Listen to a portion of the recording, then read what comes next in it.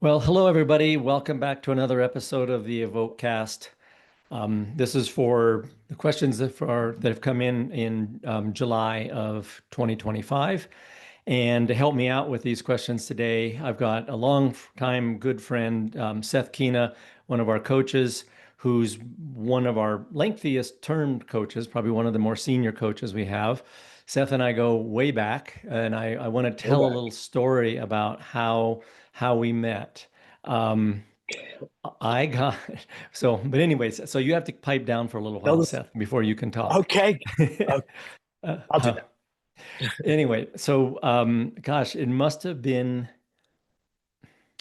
at least, I don't know, 10, 11 But years ago, something like that, I think, that yeah. I just got this random email from a guy saying, "Hey, I'm thinking about moving to the Methow Valley." And you had, I guess you'd picked up training for the new alpinism at some point and knew that I Yep. lived in the Methow Valley in Washington State. And you wanted to get a little information about it. So we had a couple of emails back and forth. And then I figured, okay, well, I'm never going to hear from this guy again. I mean, it was fine, but didn't expect anything to happen afterwards. And then it was, I think, in the fall of, gosh, again, I don't remember the exact year, but it couldn't have been, must have been around 2013 or 14 or something like that.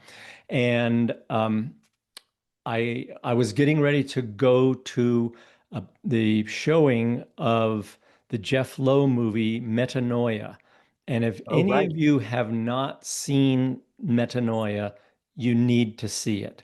It's without a Powerful. doubt the best climbing movie ever made, in my opinion. I think it's one of the better movies I've ever seen. I mean, it's a true Yeah. life story of the rise and fall and then rise again of, just a wonderful man. I mean, I knew Jeff, as a casual acquaintance. We never climbed together, but growing up in Boulder, Colorado, and Jeff was spending a lot of time there in the 70s. So we got to be friends. But anyway, I highly recommend Metanoia.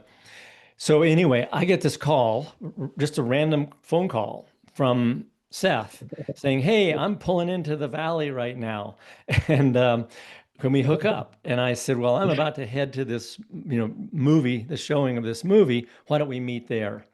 And that was it. That was the start of a great friendship. Seth and I have had a lot of adventures together, spent Yeah. so many hours climbing and skiing together. In fact, that Yeah. was really Seth's kind of indoctrination into the Evoke methodology was us going out and ski touring. And since he's way younger and much stronger than I am, I would make him break trail, then he could ask me questions, and I would have the breath to answer those questions. Um, and it's been a Right. while since you and I have had a chance to sit down and chat. So Yeah. thanks a lot for making the time to do this with me today, Seth. Hey, man, you bet. It's been a long time coming. And yeah, it's wild. It's July already. And it's wild to think about how much time has gone by. Yeah, since that fateful evening at the Metanoia movie, which I'll agree with you. It is definitely probably one of the best climbing movies. And the guy who's so dedicated and to climbing and to also his work outside of climbing, a total enigma. And I think the movie does a really good job. And it features our friend Josh, also climbing that route and retrieving his frozen backpack, which is like a super cool part of that movie. But Yeah, yeah. yeah. No, that the meeting you and going for the educational ski tours, which were we were in the age of podcasts, but I gotta say this was like a this was like a live cast going on behind me. Personal Yeah, podcast. Yeah. yeah. It ran on water and goo, and it was Yeah. behind me. And no, those are some great times, and I think because the way I learn it was perfect for me because I could move my body and get the education. So I think if we had just sat down in chairs, I probably would have remembered only a quarter of what you said. I would have But put you yeah, to sleep. I would have put you to yeah, sleep, no doubt. No question about it. Yeah. yeah. But Um, Yeah, it's a good time. And then life for me has been incredible since meeting you and getting involved with the coaching and Evoke and like, yeah, I so thoroughly enjoy the work. I'll call it work, but really it's these processes with athletes and then working with you and the other coaches, building companies, plural, and it's all been it's all been like it's all been kind of fun. You know, sometimes it hasn't been fun, but most of it has been really fun, and I think that's you know how it is, Scott. You've started many businesses now. Like it's pretty fun overall. Yeah. Well, and it's fun to see this business take off the way it is. I mean, we've Yeah. got just an incredible group of coaches. I'm so glad that, they all packed up their little briefcases and laptops and moved with me to Evoke because we have an incredible team. I'm so proud of everybody, and it makes it fun to have these people that are, they're friends. We're working with friends, which is cool. Yes, that's Not it. many people That's get it. a chance to do that and do the thing they love to No, do. no, yeah. And that, just to, yeah, yeah. It isn't, and I also think it's a little bit symbiotic with the relationship we have with our athletes, where you you're in sort of like you're a role of a objective observer, and also you're a caring person. And I think like I don't know, maybe speaking for myself only here, but I feel like this job really grows that like compassion part of us, and I think together we kind of support each other as coaches, and I that's been really special as well.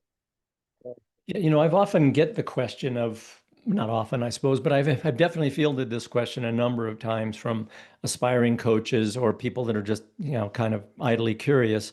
What does it take to be a good coach? And I've I believe very strongly that the number one quality that a coach needs to have is empathy. A good coach needs to have. Mm, There's lots of shitty coaches who are not mm, empathetic. You could train a dog to learn this stuff, honestly. I mean, just about. I mean, it's not crazy difficult science. Um, the principles as we've no, laid out in the books and on all the articles and podcasts, I think they're very attainable by anybody who's interested in learning the subject. But if yeah, you're not empathetic, then you yeah, could be the smartest guy in the room and still be a terrible coach. So I think yeah, that is yeah, really the number one quality that separates the great coaches from the also rans. yeah, yeah. I definitely agree with you, and I think yeah, it's and I think approaching your practice as a coach with empathy, and being open to trying methods that um you might have never thought to try before, but that sort of openness is another component. I think that stems from the empathy, and again, experimentation can make great coaches, not just hemmed into some dogma. Yeah. So, We definitely don't so try to preach a dogma here. Well, you and I, before we started recording today, were talking about this yeah, somewhat stressful occurrence in your life where you're having to go apply for a visa to travel to France for a year.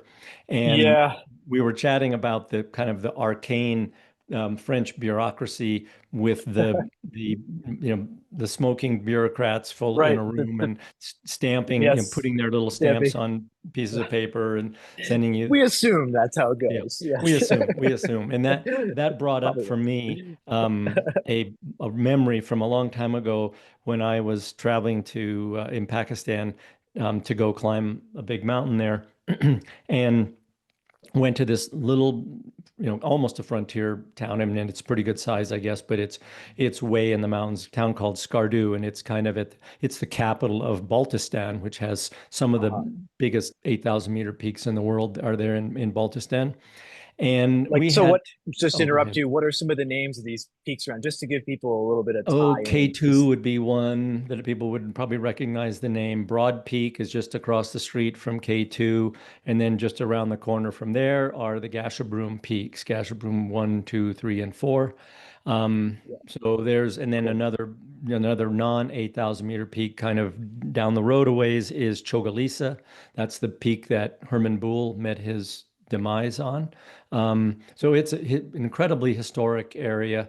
It is Definitely. in that somewhat troubled, controversial border area with Yeah. India. So, there's soldiers on, literally soldiers living on the glacier with howitzers. It's kind of a bizarre thing to see. You'd wonder why are Yeah. people willing to fight and die over this piece of territory. But anyway, we pulled into Skardu after a 30-hour bus ride to get there from Rawalpindi. And when we got there, we had to check in with the local police chief and really nice guy. And we went into this, speaking of the bureaucracy, and they have quite a fortress that all the policemen all hang out in. And we go in, we're introduced to the police chief, and he's in this room with literally with the single light bulb hanging on a bare wire, no shade or anything like that, no other furniture other than a big desk with a huge ledger on it.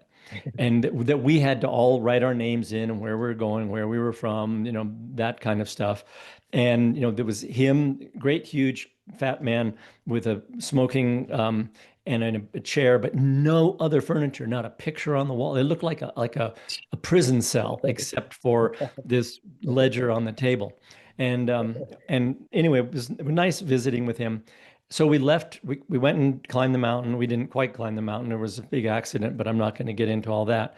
But we came back and we got back to Skardu and the weather was bad and we really did not want to do that 30-hour bus ride back to Rawalpindi. So we're going to wait for an airplane so we can fly back.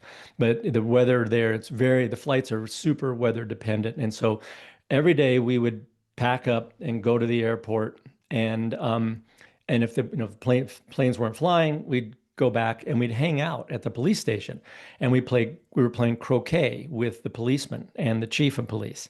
Okay. And after Okay. about a week of this, of like, geez, are we ever going to get out of this Every place? day going, Every day going down to we'd the airport. load Go. all of our duffel bags on the Oh. Jeeps, drive out to the airport.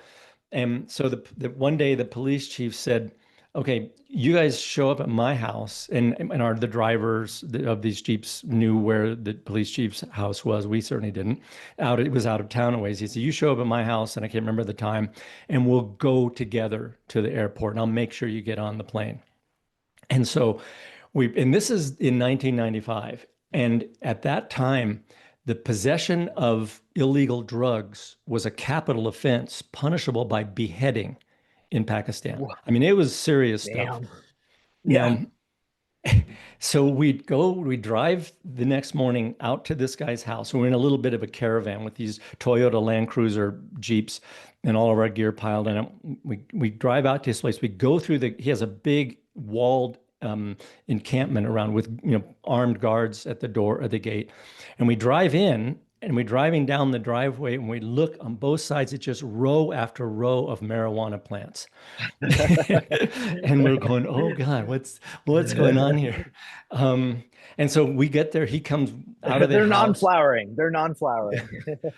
He comes out of the house and Ornamental. he proceeds to get into his Toyota Land Cruiser, which has a guy with a 50 caliber machine gun, on it with him. Um, Right. and then we drive and we don't go to that terminal. We drive right around the fences and drive right up to the airplane on the tarmac. And we get out and he just motions us and we get on the plane. Nobody checks our tickets, nobody checks our passports, Yeah. nothing. We just get on the plane and we got on the plane, we just sit down and go, whew, I don't know what just happened, but we're out of here. Yeah. You saw some stuff and stuff happened. Yeah. Yeah, Yeah. we did. We did. Um, Those are the days, eh?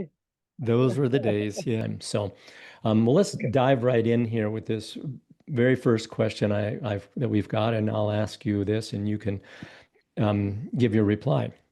So, Okay. this person's saying, I've got a question for the podcast. How can I supplement a low running, run walking volume? I'm a beginner at about 10 miles a week or about 2 hours per week with more aerobic volume. I can't get out hiking midweek, and just walking around the neighborhood isn't quite taxing enough. Maybe I need to speed walk or hit an incline treadmill. Should I be using different aerobic thresholds for the running days versus the walking days? And so there's a couple of different questions embedded in here, but why don't you tackle that one if you would? Yeah. Big problem for a lot of people. I've experienced. How can you supplement um with more aerobic volume? You know, uh, I don't, don't not knowing your history and exactly what you're training for. Generally speaking, you would look to adding more volume um, in kind of the most absorbable or least disruptive way. So, and that would be in terms of impact on your muscular skeletal system. I'm just gonna take a guess that you're kind of nearing the limits of what you can um, handle. So if you're going to be adding more volume, look for something that's lower impact. So like a rowing machine or a bike as one idea. These are non-specific modalities, but they do the job of sort of, running the aerobic clock. And there's a lot of argument for keeping a lot of modalities specific. But at the end of the day, you've got your hours you want to get done, and so you can. And this is the Scott line, and it will be used later in the podcast, I'm sure. But you can sacrifice some um, specificity for just doing the thing. You can sacrifice it for control or just actually getting it done. In this case, another idea is to lower or to use a incline treadmill, like you talked about. Those are great tools. The incline is, obviously can go above 15%. If you're talking about a proper incline treadmill or just hiking at 15%, it tends to be lower impact than if you're running on a lower incline. So again, this is going to be um, less in terms of the impact burden on your joints and soft tissue, but also hiking is rather muscular. So you just need to kind of be mindful of how much more muscular fatigue you're adding into your volume. I would say that if you're going to be looking, if you're training for something that involves any amount of vertical, like um, for if you're training for something that involves hiking or is a steep trail run, trail race, um, definitely look into an incline treadmill, treadmill with incline versus like a flatter neighborhood. Um, to the question of your thresholds, yeah, some folks definitely have a big difference between their running and hiking aerobic thresholds. If you're going to be doing a workout with a large volume of hiking, say you're going to get on the treadmill and hike for, an hour and a half solid, it would be worth testing your thresholds. You're going to be doing an hour and a half solid for multiple times a week. It would be worth checking your thresholds. It can depend on the condition of um, your local muscle fibers in your legs. Some people, there's almost no difference, but for many there is. It's usually that the hiking is a lower heart rate threshold. So, but I'm curious, Scott, your take, maybe especially in the last question. That one is definitely a little more nuanced than the first two in this whole question block. Yeah, well, I think that, I mean, I'm gonna guess that this person, um, if they're, limited, we don't know whether you, Max, is the person who wrote this in. We don't know whether Max is limited by time and I mean by energy or by time. Is it is what's constraining you to 2 hours a week? Um, Now it sounds like you are a beginner, so we can probably say yes, you're most likely aerobically deficient.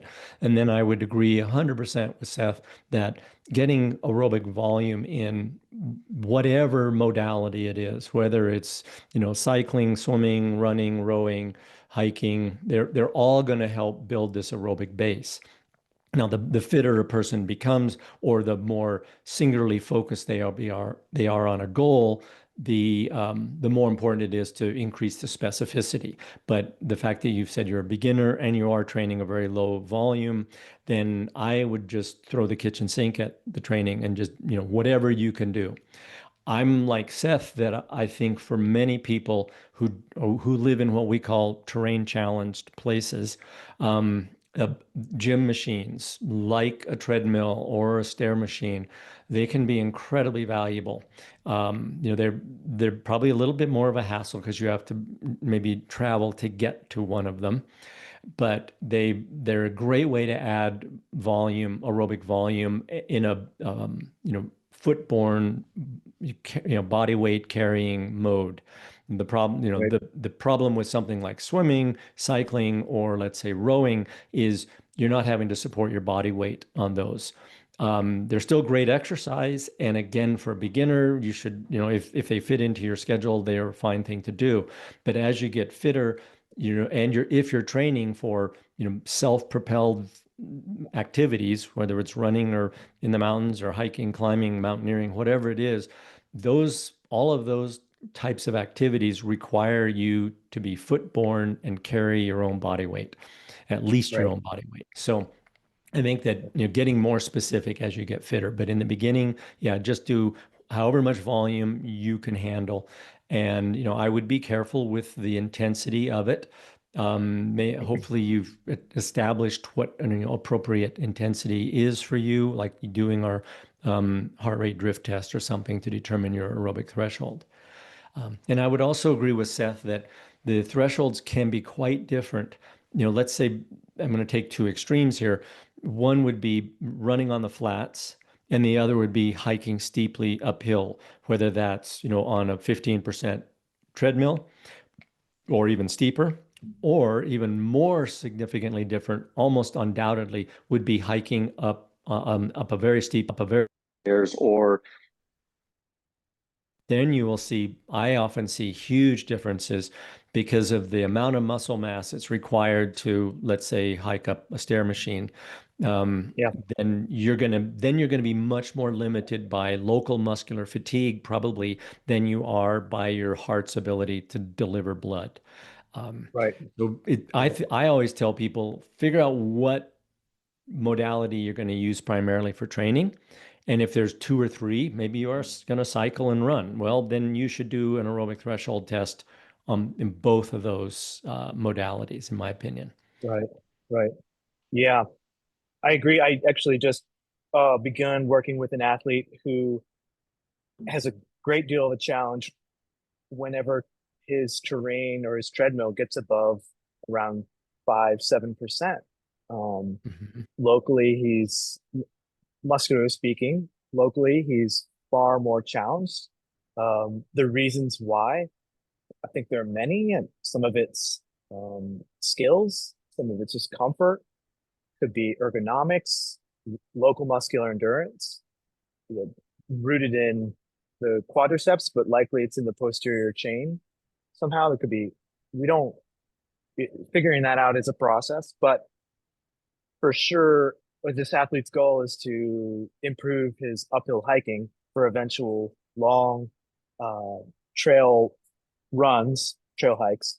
And so, yes, for sure, knowing that we were going to be doing a lot of um, relatively easy volume uh, using an incline machine, um, we did an aerobic threshold test for the hiking.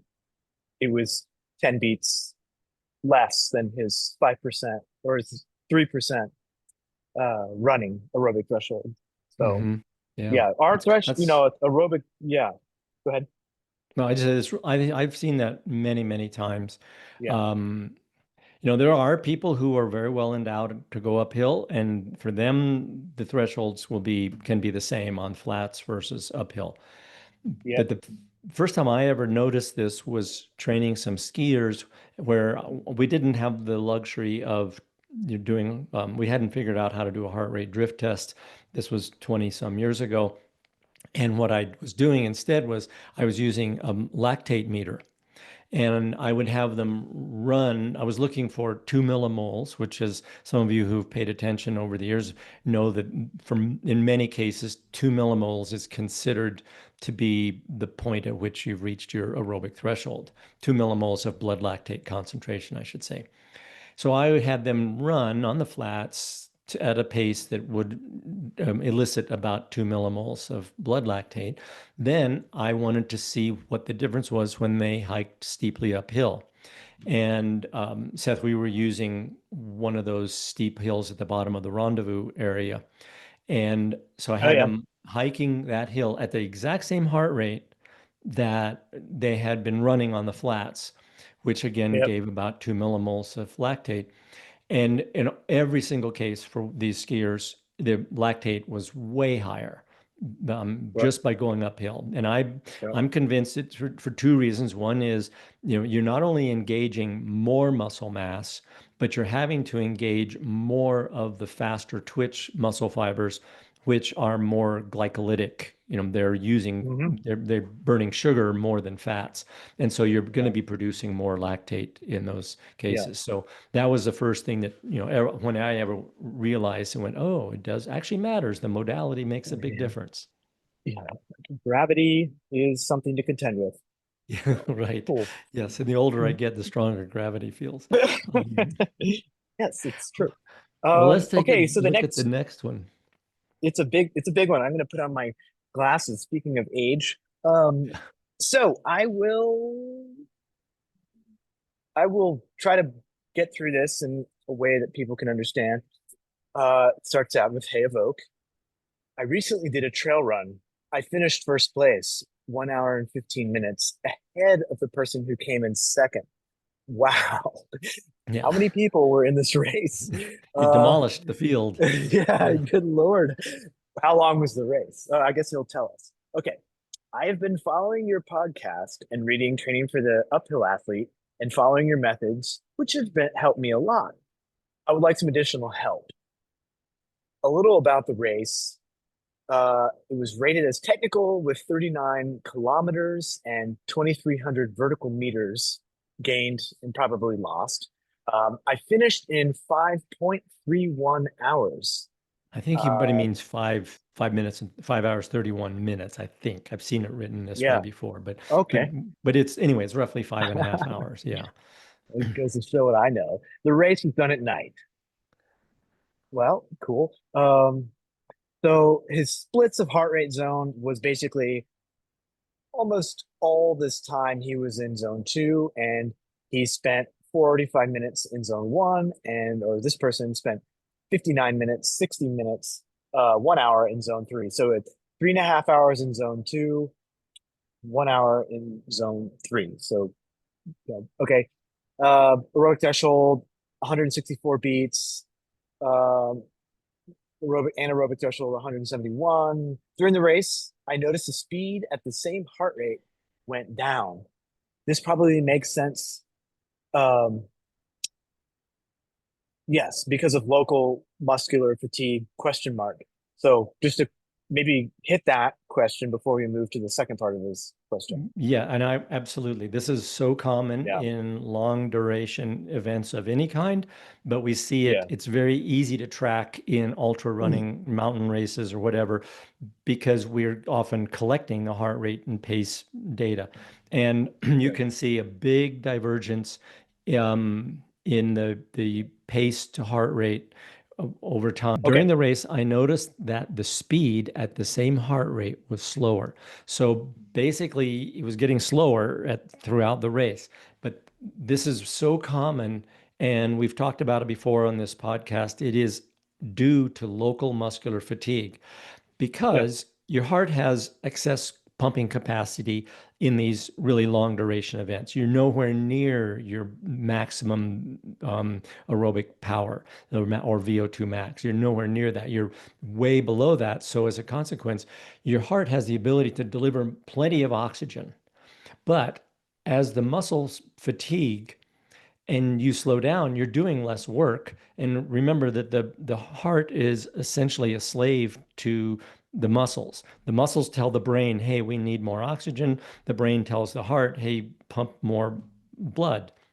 But if the work rate, the power is down lower as the race progresses because the muscle fibers are becoming fatigued. And this is a neurological effect, that the muscles become fatigued neurologically. Your brain just can't fire them anymore.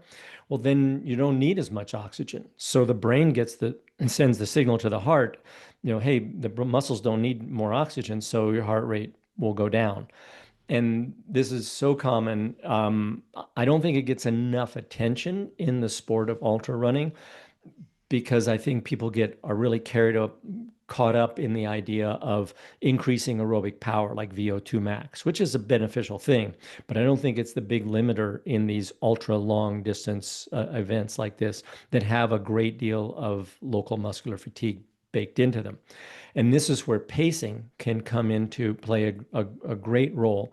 And what I've seen over the years coaching ultra runners, if we can get them to run conservatively in the first half of the race, then they'll be able to keep a high heart rate. Often, some of their highest heart rates will occur toward the end of the race. And this, just as an example, and I think I've given this example before, last year with Ruth Croft, who was second at the UTMB, her highest heart rates were on the last climb of the race. And she was closing fast on the winner. And I'm convinced it was because we had basically the strategy was to be super conservative in the early stages of the race so that she would be able to push hard at the end. So this person has, diagnosed this issue perfectly, and now he's asking, what do we do to improve, to reduce the muscular fatigue? And we have a Right. recipe for that. We call it muscular endurance training, which we've written copious amounts and talked a lot about. Yes. It's pretty darn straightforward. There's many different ways to target this. He's got 2 months. If you had, 4 to 6 months, I would recommend start with what we have. It's on our website. We give it away for free, the gym muscular endurance training progression. I would say start there. But as Yeah. close as you are, you're kind of in the middle of your racing season, it sounds like. And I would shift just to doing weighted uphill work. So very specific to the event you're training for. So I would start doing things like, I don't know how much you weigh, but put, you know, 10% of your body weight in water in a backpack. Water. And Yeah. either, if the gradient on the trail is low enough, you can run. If it's steeper, then you're going to need to hike. And then at the top, let's say you do 1,000 meters like that with this, maybe it's 10, 12 kilos, whatever, something like that. It's not really, it's enough to make your legs feel like they are the limiter. And when you get to the top, dump the water out and then run back down the hill fast because there's a lot of training benefit that comes from downhill work. And if you're a runner, obviously, and you're a racer, you need to be able to run downhill effectively. And often people really destroy their quadriceps on the downhills. So we like to train the uphill segments with weight and the downhill specifically. In fact, I've had professional athletes who will do downhill specific workouts where they ride a chairlift, or let's say they live in Chamonix, they'll ride one of the cable cars, teleferiques, up 1,000 meters, turn around and run down, and then ride the chairlift back, or ride the lift back up. Do that 2 or 3 times, so you can get very very specific work that way. So I would say to address this issue, you need to add some muscular endurance training, and both uphill and downhill. Um, Yeah, and I think people might also ask a follow-up question to that is, so we have you outlined the desired leg sensation during the uphill part. What I think a lot of people are going to ask, what should heart rate look like? Which is a pretty common thing and yeah, sort of a trick question in some ways, which is like doesn't really matter. So exactly. Yeah, I'd say don't worry about heart rate. Now, there's this methodology we're talking about right now is geared towards runners. somebody who needs to be moving faster Right, in the mountains. Now, if this right. was a So it's going to be mountaineer, elevated. then Yeah, I would say we're going to load the heck out of that pack. It might yeah, be, 25 or 30 kilos of water or some yeah. kind of weight. And we don't, because we don't, in mountaineering, we're not really that worried about the speed. I mean, the speed is so low in mountaineering, especially at high altitude, that we're not concerned with that. Whereas with running Right, races, I don't want to have you walking, like a turtle up the hill. That's going to be so far away from the kind of stimulus you need for your race. So we use a considerably lighter weight. We just move a lot faster. And, it's going to right. feel very hard. But Yeah, but I, like you just said in the beginning, Seth, I tell people don't even think about heart rate. That's not what matters here. What matters right, is, are right. your legs kind of getting destroyed in this workout? Then if they are, then you're Yeah, doing what you need to do. yeah, yeah. And it's very fatiguing. Your legs will definitely be flat for the following days, plural. So Yes, for sure. it's a little it can be a little scary sometimes to do these local muscular endurance workouts. I think for runners, especially um, carrying the weight, running uphill, because I think there's a lot of running workouts that involve intensity where you are almost immediately faster, either the next day or the day after, from the stimulus, the signaling stimulus, especially. But these workouts, deplete local glycogen stores, and overall signaling is so intense that it tends to be like, you get quite fatigued, which we should mention to our friend here, the taper and the rest from these muscular endurance workouts is to be taken seriously, you know? Yeah. And I think it doesn't take much volume of this stuff. That's just something that I No, have discovered is, I mean, this is, if there's a silver bullet or a magic potion to the type of training we do, this is definitely part of it in my totally. experience. And it's very easy to overdo this kind of stuff. One Yeah, of these workouts a week, even for a professional runner, is sufficient to get the job done. right, You start right. stacking them up, two of them in a week, and you're not going to recover well in between Yeah, them. And one of the yes, reasons I have gravitated toward this as opposed to, and we still do some with the professional runners I coach, we still do some traditional uphill, unweighted running and hiking intervals. I mean, that's still part of the package, but it doesn't play as big a role as these weighted ones. And the reason for that is that this, the, as I said earlier, you're not so limited in by your heart's pumping capacity here. So doing, like, high intensity interval, more traditional high intensity intervals in what we might call zone 4, let's say, while it has some benefits, it also has a very big global fatigue load that goes along with it.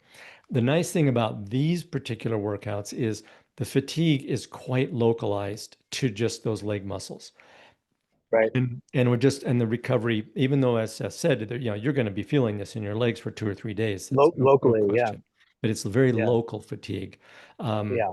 and I just have found this to be, very effective. We'll often do this early in a base period for the runners. And then when we get closer to the race, we'll shift gears to more traditional unweighted uphill running and hiking intervals. But I would say, since this person is specifically indicating they could feel, and all indications show that they were suffering from the local muscular fatigue, that this would be a good way to address it. Here's the next question we have, folks. It says, hi, Scott. I hope you're doing well. I've been listening to your podcast for a while now, and I'm both amazed and grateful for the information you share. Well, thank you very much. We enjoy sharing it.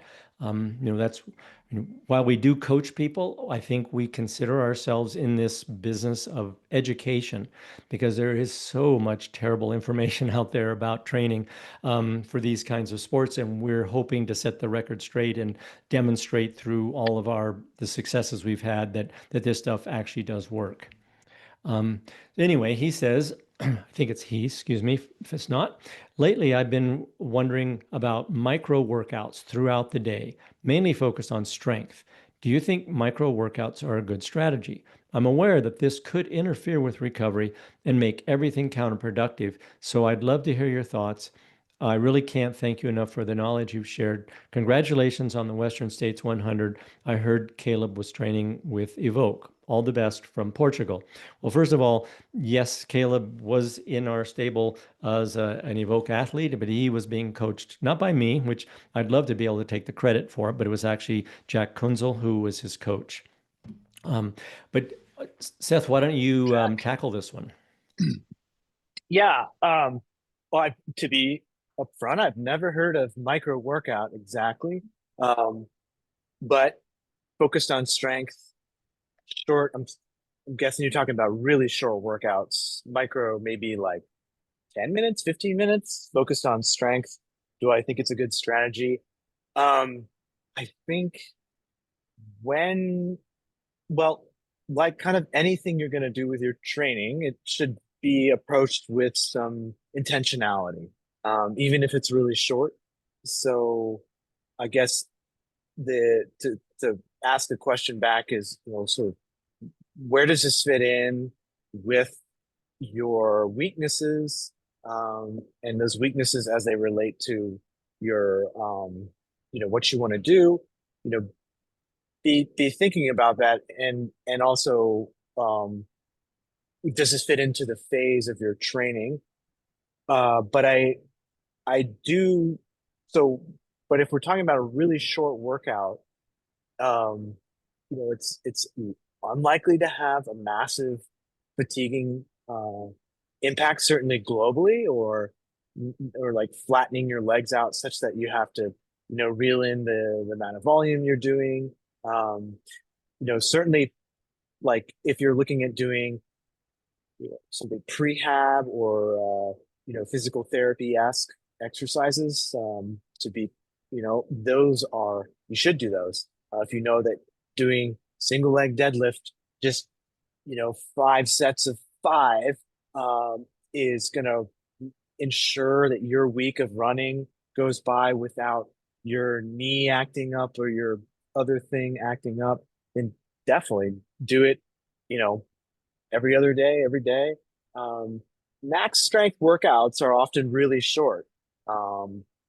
Usually people, a properly executed, max strength workout, you're resting, you might be resting for 25 minutes, but the total time under tension or the total movement time could only be in the order of 30 seconds for the entire workout. So we're talking like, 3 repetitions or 8 seconds or 10 seconds of X. So the smaller muscle fibers you're talking about, the smaller muscle groups, the even shorter these workouts are. So um, I think you always have the ability to try something and make some observations. I think this is why keeping a good training log is super important.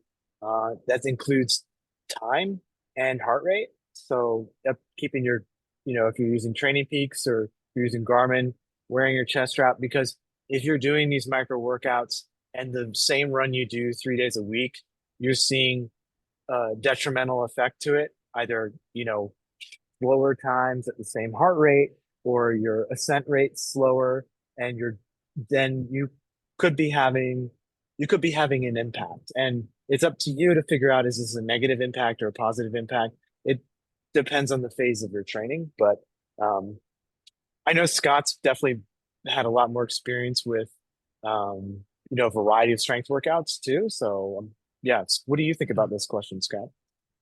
Well, I think I've heard this term micro workout, and I think Seth, it can even be shorter than what you're thinking of. So let Oh, me okay. just, um, and I've played around with this myself, and I know one of our coaches, Dave Thompson, who's an incredibly strong climber, um, uses this strategy himself. So what I've seen done, or and what I've played around with myself is maybe you're working at your desk for an hour, And then you get up and you do, three weighted pull-ups. Then you go back and sit at your desk for another hour. And then you get up and you do, some other, I would agree with you 100% that these should be max strength oriented. So Okay. very high quality, high load, low repetition. So they're not going to Okay. have a very much of a metabolic effect at all. So they shouldn't affect your endurance training very much at all.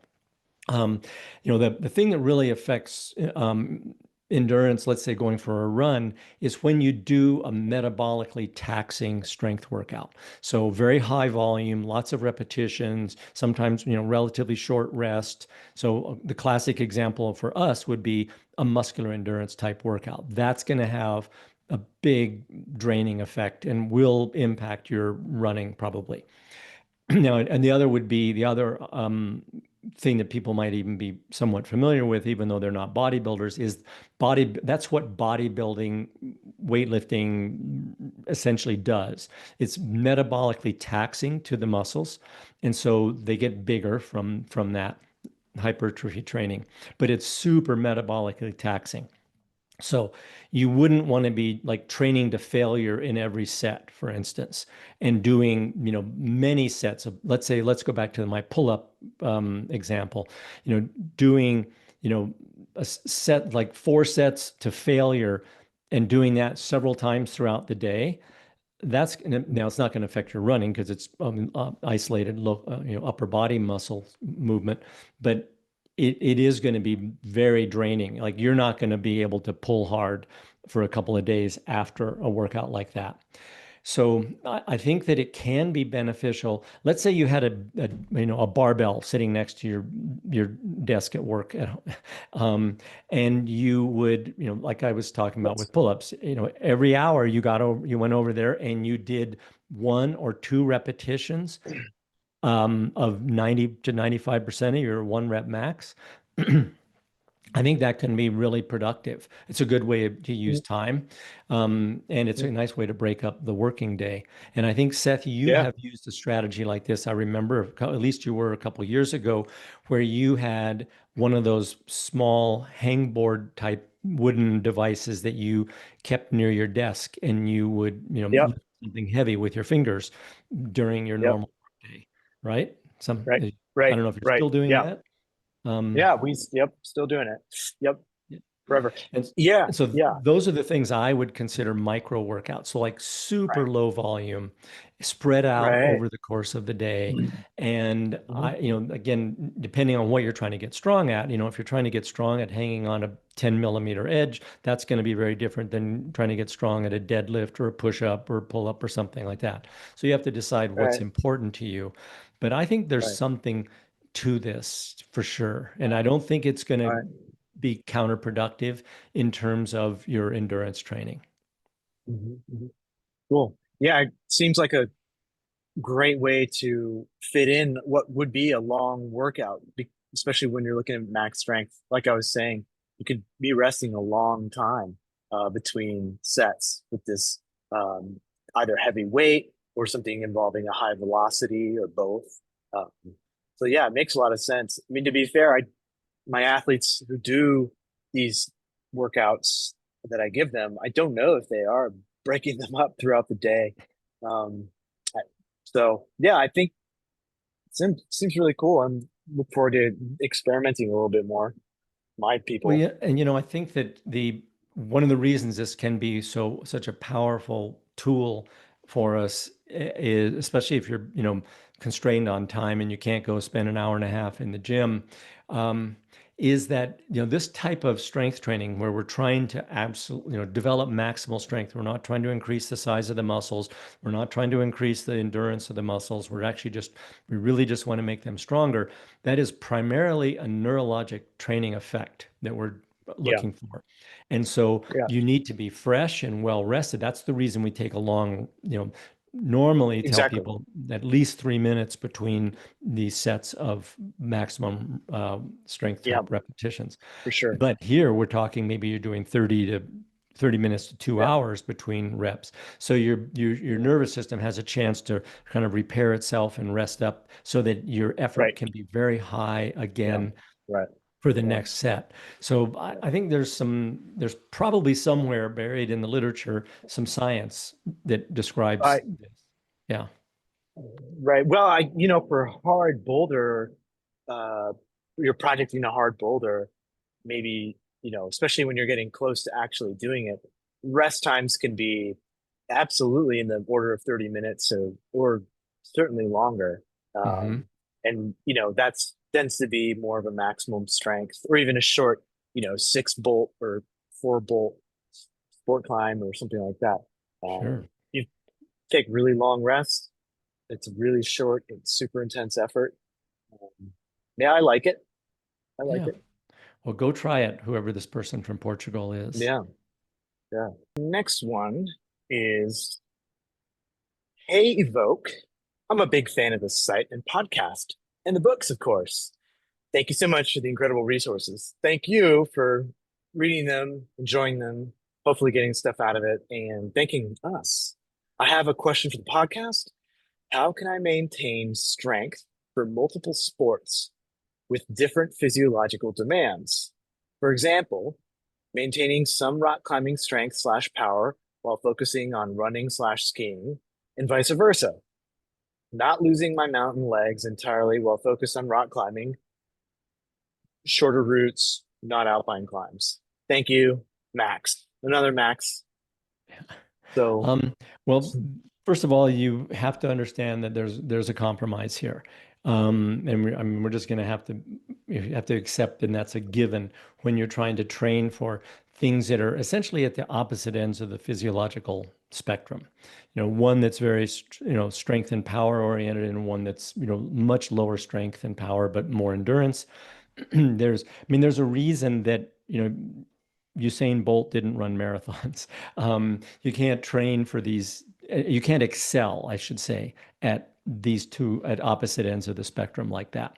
But most of us aren't trying to, set world records. And most of us, myself certainly, and I think you too, Seth, we are me too. Yes. multi-sport athletes. Yeah, we do all this stuff. So Yeah. there's a couple of rules of thumb that I think can help people. First is that, as we were just talking about in the last question, to develop strength and power, you need to be very well rested. Your nervous system has to be ready to power up and fire, a huge muscle mass to become powerful. Whereas with running and skiing, it's a much smaller muscle mass and the slower twitch muscle fibers that are used for endurance activities. And so that's a good thing because that does mean we can train them somewhat at the same time. Um, but what I have seen is that because you need to be fresh for the strength and power movement, that should be the priority on a let's say, but you can't do that, 6 days a week, whereas you could go running 6 days a week. So maybe you have 2 sessions a week that are going to be oriented towards rock climbing, strength and power, like bouldering sessions. Well, I recommend that those be the priority session of the day. And if you're going to do endurance training, they need to come after the strength and power work. So you do the high quality stuff first. And then if you want, later in the day, you want to go for a run or a ski, that's fine. But I can almost guarantee, and I'm sure you do much more of the strength and power type stuff, Seth, than I do. But I can almost guarantee that if you go do a 3 hour backcountry ski and then you go to the rock gym and you try to boulder hard, it's not gonna work. You're not gonna feel very powerful at all.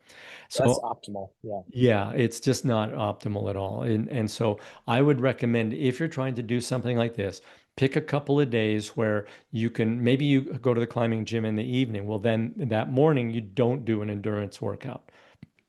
And then maybe you do that in 2 days a week, because that's probably about the volume you can handle of high power type training, of any type, whether it's, deadlifting or bouldering, it doesn't really matter.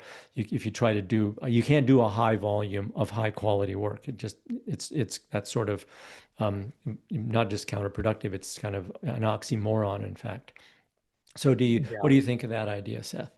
I totally agree with you. It's interesting because the micro workout question is kind of melds into this in terms of maintaining some rock climbing while you're focusing on, there is a place where you could possibly use some of these micro workouts, um, if you're talking about being strapped for time, which we all are to some extent. So I could see a scenario where you do 2 or 3 micro workout blocks in the morning, and then in the afternoon, you're going for your endurance, leg and lung, whatever it be. Um, that's an option, and just like you said, 2 days a week, you are focused that day on your climbing performance, power, and strength. Um, and in that order, if you're gonna do some, any sort of, you know, hypertrophy based training in the same workout that you're going to be doing some power, you should definitely focus on front loading or doing power first. So, you're warming up limit bouldering, and then, you know, oftentimes people are climbing a little bit longer, getting pumped, um, after some limit bouldering or something like this, as Yeah. sort of metabolic stimulus, um, in that order.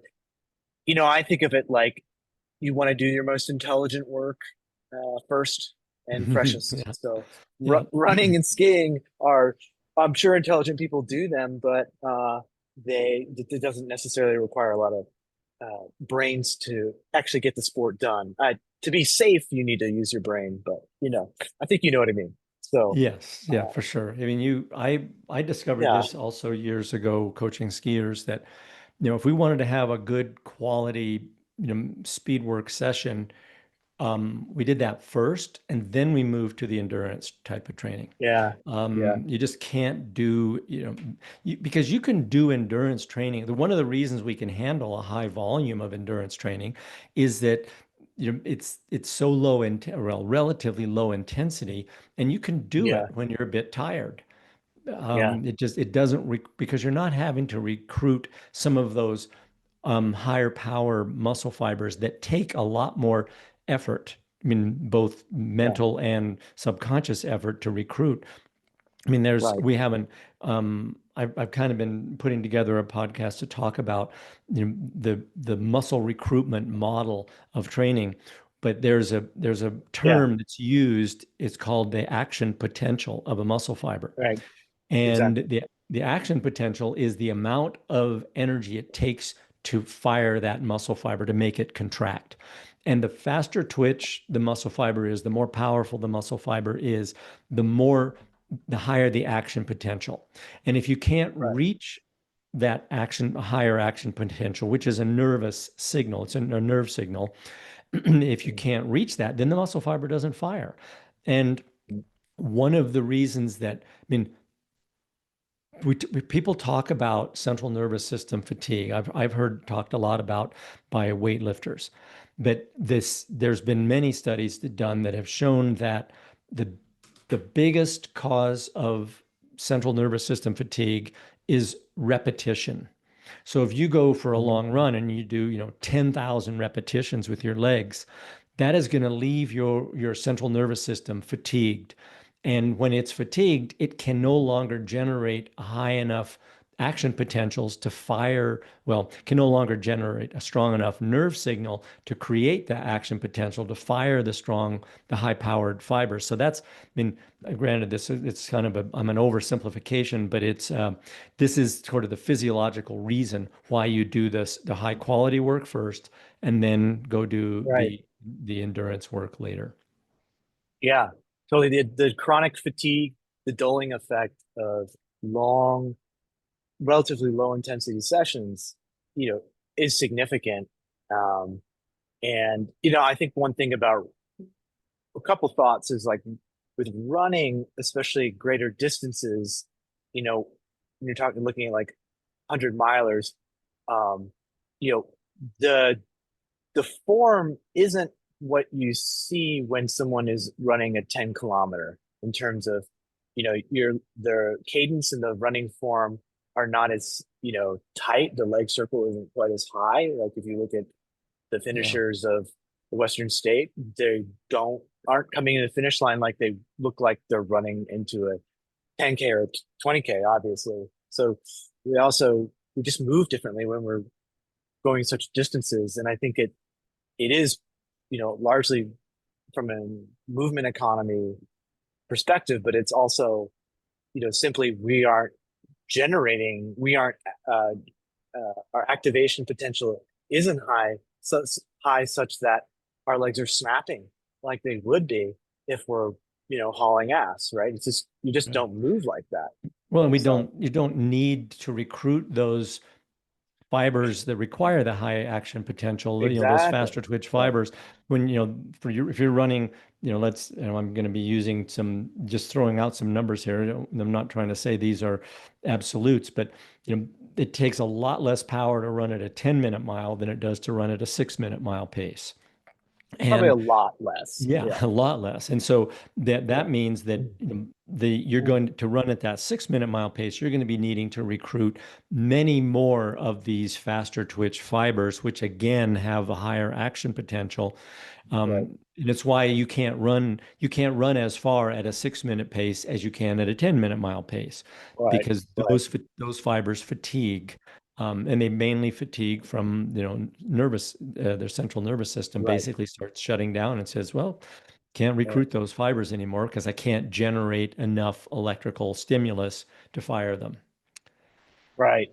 Right. And this is like why this is kind of why pushing your limit, your personal limit with endurance performance and endurance training is really difficult because to be able to run your fastest at these tremendous distances, preserve glycogen for something like you're talking about Ruth for um, act, generating enough power to have a surge at the end of a tremendous distance. The ability to preserve glycogen that it's not like she just willed it that day. That's a No. what you're seeing is like a massive history of training, right? Where you're talking about local muscular endurance workouts, big volume. Like I'm sure a lot of people will say, well, you're saying all this, but what about surging at the end of the race? Well, yeah, you have to have something in the tank if you're going to surge. Um, Right. I mean, and we are, one of the things I'll point out about, I mean, I know I've said this many times in the past, is we are so incredibly complex. You and I are guilty of this, and I've written, I'm guilty of it in my writings. We tend to oversimplify the complexity of human performance because that's Yeah. the only way we can wrap our puny little brains around it. So we can isolate something called, glycogen depletion or local muscular fatigue or central nervous system fatigue, and we can treat those as if they were standalone, you know, cause and effect type things. But in reality, these are all working together at the same time. And but I believe, like any complex system, coming from an engineering background or math background, when you have a complex system, you have to break it down into its more simple component parts in order to be able to create a model that reflects that system. And so even though we're oversimplifying when we break these qualities I was just talking about, we break them out and talk about them individually. People have to understand that these things don't stand alone. They are all of these things. Your body's dealing with all of this stuff at the same time, and there's overlap in them, and there's some of them affect other things, and so I don't want to give the impression that it's really quite as mechanistic as the way we talk about it sometimes. I wish it was. It would make it a lot easier to coach and to and to talk about. Folks, unfortunately, Seth, who's in a pretty rural area, his internet just went down. So I'm going to need to wrap the final couple questions here myself. So bear with me. So one of the final questions is, I have an alpine climbing trip to BC planned in July with no real training background. I'm severely aerobically deficient and live in a place with little elevation. I've trained hard using your programs, and while I've made great improvements in the past 5 months, I still have significant aerobic deficiency I will still have a significant aerobic deficiency when I start my multi-day trip. Knowing I am most certain to immediately leave zone 2 on the first significant inclines with a heavy pack and steep approaches, what pacing strategies should I follow? Are there any nutrition considerations for higher intensities? Yes, and I hope we're not too late because it's nearing the end of July right now when I'm recording this, and so I apologize if we missed your getting this information to you before the trip. But yeah, you're coming up on your event. You're going to just have to go with whatever aerobic base you've been able to develop in the last few months.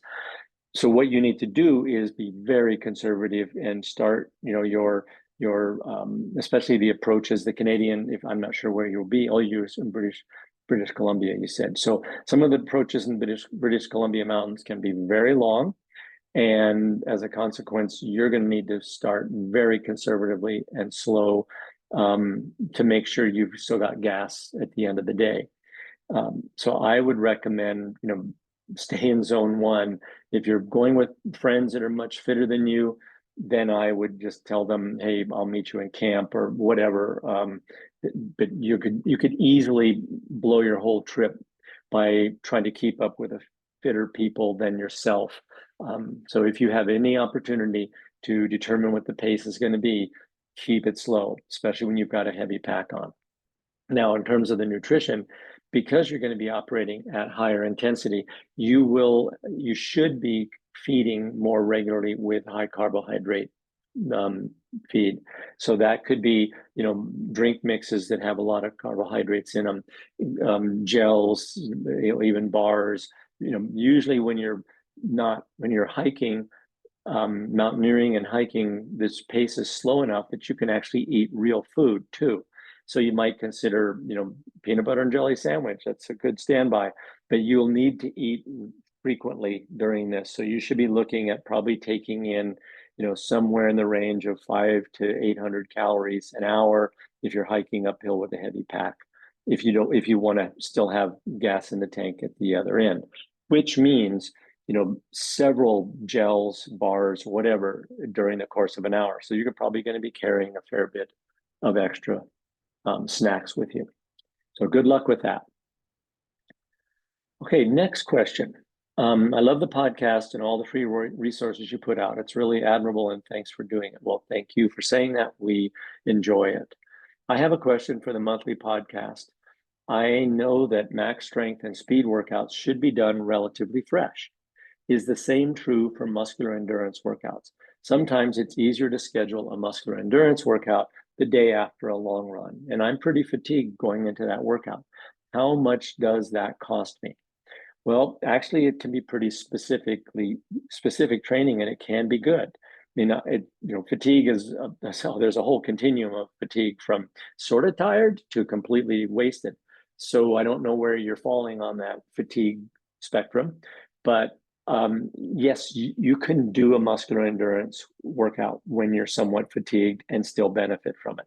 Now, the way you're going to know if this works is, with any training, if you're not getting fitter, faster, stronger over the course of on a weekly or bi-weekly basis, then something's wrong with the training. And usually, for most people, in my experience, it's that they're training too much or too hard.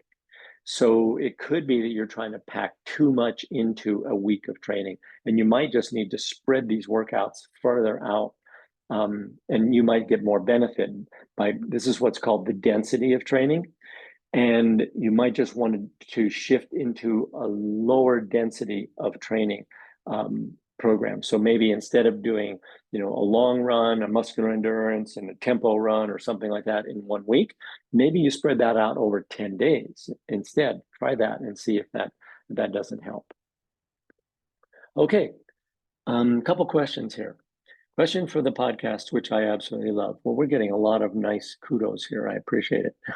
I have an awesome coach, and he's incredible and has done a spectacular job coaching me through shifting objectives. I thought I might ask this here as, one, I ask my coach a million questions, and B, this might be helpful to other people as well as me. And here's the question. I've been training for 18 months and about to head up to Rainier. I have a few more objectives this year, but and some big plans for next year. I'm also starting to feel, I think anyway, a bit of the fatigue of 18 months of training. And I just lightly pulled my hip flexor. I also might have a long-standing shoulder pull I haven't let heal from overuse during the last ice season. My question is, at what point do you really pull back for a minute and let your body chill, even if it means losing some degree of fitness? And if you're taking a break from training, how long is too long? I'm not experiencing the symptoms of overtraining per se, illness, decreasing fitness, exhaustion, etc., but I'm worried that I'm just straight up taxing my muscles. I'm not sure where to push through versus taking a break. Well, this is a great question. As I just said in that last question, often I see people, the concept of more is better is true up to a point. And it's true up to the point where all of a sudden it's not better and it can be a problem. The fact that you are starting to see some injury issues, whether it's your shoulder or hip flexor, that means you're reaching the limit of what your body can handle. And it may be, if you're reaching the limit from this sort of muscular stress standpoint, you may just be reaching the global limit of what you can handle. One of the reasons that professional, especially endurance athletes, take a pretty significant recovery period, usually a month or two at the end of a race, let's say a ski racing or running racing season, is that they need that in order to let all the damage they've done to their body heal, and also a psychological break. I mean, this type of training we do is very repetitive, can be somewhat mind-numbing. It's not exactly sexy, doesn't make great YouTube. So it can be mentally pretty draining to do this, hours and hours of the same repetitive movement. So I think that you're at the stage that you should probably back off a little bit. Maybe you're getting close to your Mount Rainier trip, and you could just use this like a week or 10 days of tapering going into that trip. And if that's, it sounds like you still got a few more objectives this year. You might want to put some of those on hold if you feel like you're running the risk of more injury, or certainly if you start flirting with overtraining. But if you've been doing a good job with your training, chances are your fitness is high enough. But I generally will tell people to err on the side of being overly conservative rather than pushing themselves too much. Okay, another question here. I can't for the life of me really figure this out. It's about increasing one's aerobic base and what exactly we're trying to do with the heart rate zones. Might take some background explanation. So a couple of years ago, my zone 2 range after the drift test was 135 to 145 beats per minute. After 18 months of zone 2 aerobic base training, it moved up to 145 to 160 or so. And I'm guessing this is the full range of zone 2. My maximum heart rate that I have ever been able to achieve is about 3 to 5 seconds at 205 beats per minute. For additional context, my resting heart rate is about 60 beats per minute. With continued zone 2 training, am I trying to get my zone 2 range higher, or am I trying to get it into a bigger range, or am I conversely trying to get it lower? I think this is a little confusing to me. It's probably for other people too. I'll see if I can decipher this. I think where I get confused, and obviously there's no comparison to high-level athletes, but I hear about these high-level athletes with zone 2 ranges in the 120s, and they can keep that up forever. So then I get confused about if I want my zone 2 to be lower, like I can sustain a 120 heart rate for freaking ever, but that's because it's my zone 1 casual walking heart rate. Is my heart rate just weirdly high? Should I be aiming to increase my zone 2? Okay, let's see if I can dive into, there's a little more here. First of all, you do, I'm assuming you're an adult. A maximum heart rate of 205 beats per minute is quite high for most adults. But that doesn't, you can't compare your heart rates or your zones to anyone else's. They're only specific to you. So someone who has, I don't think you'd find an elite athlete with zone 2, with the top of zone 2 at 120. That's still quite low, even for somebody with an elite athlete with a maximum heart rate of 180. That 120 for the top of zone 2 is still too low for them. That wouldn't be realistic. A high level athlete with a maximum heart rate of 180 would see a top of zone 2 around 160 probably. So first of all, forget comparing yourself and your maximum heart rate and your zones to anybody else. That's not important. Secondly, what we really care about, we're using heart rate as a metric for measuring your body's response to intensity. But at the end of the day, what we want you to be able to do, and this is the goal of all endurance training, is to be able to move faster at lower heart rates. So instead of thinking about trying to increase your change, I mean, your heart rate will change with these zones up to a point, and I'll explain that, what I mean by that in a second. But really, what you should be wanting to have happen is that you're running faster or hiking faster at whatever heart rate you want to choose. And we like to, consider the aerobic threshold as a really good metric, a good kind of data point for this. So, and let's say the top of your zone 2 is, you mentioned 145 to 160. Let's say the top of your zone 2 is 160. Well, what really matters to us is the performance. How fast are you moving at 160 heart rate? And let's take running for an example, because it's pretty simple exercise. We could use uphill hiking. What we want at the end of the day is, are you moving faster at 160 now than you were several months ago? Then the training is working, and that's for the performance we should care about. Now, when a person is just new to this type of training and they have some aerobic deficiency in those early weeks and months, then the aerobic threshold heart rate will increase along with the aerobic threshold pace. Eventually, the aerobic threshold heart rate is going to stop increasing. But the aerobic threshold pace will keep increasing. And I've seen it increase for 10 years running. So even though the aerobic threshold heart rate, like in your case, let's say 160, it plateaus there, you could be, from years from now, you could be moving considerably faster at 160 heart rate than you are today. So think about performance really, because that's what we're after. We're not doing this to try to get our heart rate to do something. That's we're training to go faster at a given heart rate. The heart rate is just something we can use to measure that with. So I hope that's helpful. Well, thanks for everybody for hanging on with us through this. I really appreciate it. I'm sorry Seth couldn't finish up with us, and I hope I didn't bore anybody with our little chit chat at the beginning. So we'll keep your questions coming in. We will be doing this again. Hopefully we'll get it done in the month of August. Several of us have got pretty busy August. I will be traveling to Chamonix for the UTMB race, where I've got several athletes competing. So it might be a little touch and go whether we get this done in August, but please, keep emailing those questions. Thanks, and see you next time.